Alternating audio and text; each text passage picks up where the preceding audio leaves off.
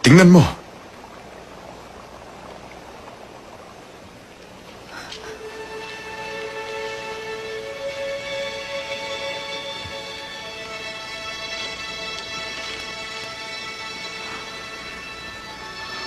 Tingnan mo ang itsura niya. Nakita niya ang Diyos.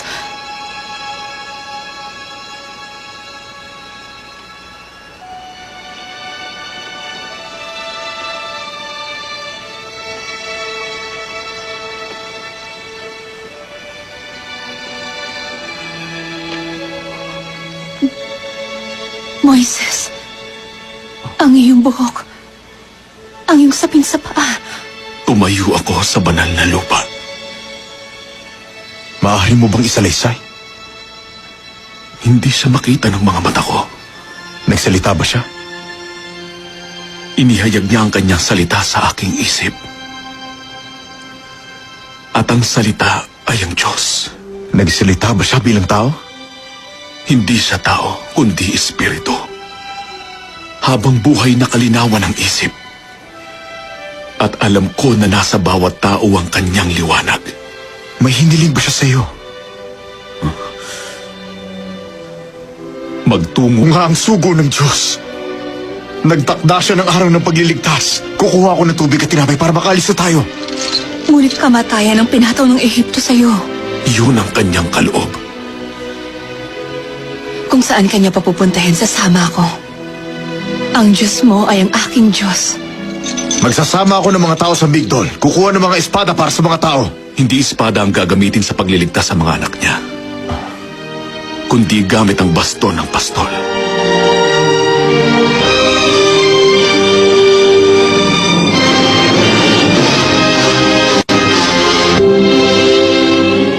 At sinabi ng Panginoon kay Moses, "Humayo ka at bumalik sa Ehipto."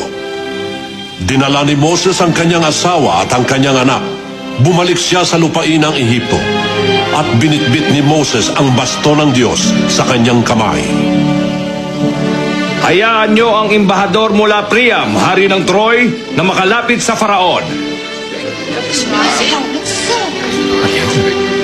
Nakakatuwa naman. Dakilang Faraon, ang handog ng Troy ay magagandang tela mula sa lupain ng 5 ilog.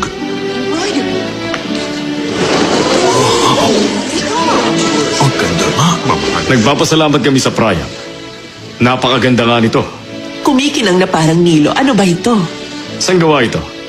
Walang nakakaalam, dakilang Faraon. Ginawa sa habian ng mga Diyos. Tinawag ang Sed. Ang embahador mula sa Jericho.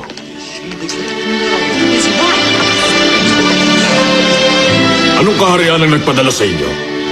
Ang kaharian ng kataas-taasan. Malamang mga embahador sila ng Bedouin. Bedouin? Anong mga dala niyong handog? Dala namin ang salita ng Diyos.